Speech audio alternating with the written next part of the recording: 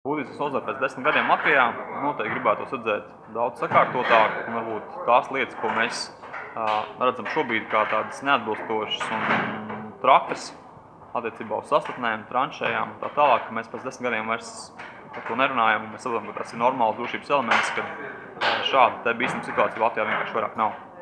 Ceļi. Es ceru, ka ceļi no valsts zemes virsmas nepazudīs.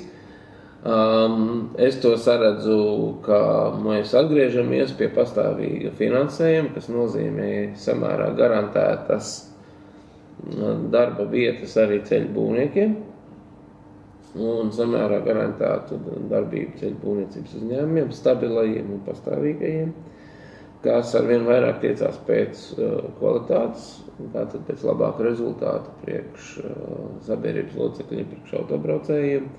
Manuprāt, nekas diži nemainīsies diezgan piezemētā līmenī.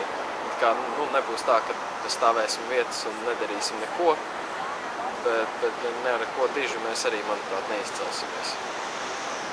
Šiem speciālistiem, kas strādās būvniecībā, būs jābūt daudz izglītotākiem. Patiešām šis jēdziens mūža izglītība, viņam jāstāj spēkā, un šai mūža izglītībai jābūt reālai, ne tik uz papīra. Jo mums tāpat kā visur pasaulē būs jāceļ patiešām enerģija taupošas būves. Mums būs vairāk jārespektē vide, kurā mēs celsim, jo citas iespējas vienkārši mums nav. 10 gadi ir pietiekami liels periods, lai nozarē veidotos būtiskas izmaiņas. Es tā kā vairāk personīgi esmu optimists, un es domāju, ka izmaiņas uz labo pusi būs. Viņas gan būs lēnām, notiks lēnām. Es domāju, ka pēc 10 gadiem būs daudz labāka vide būvniecības nozarē.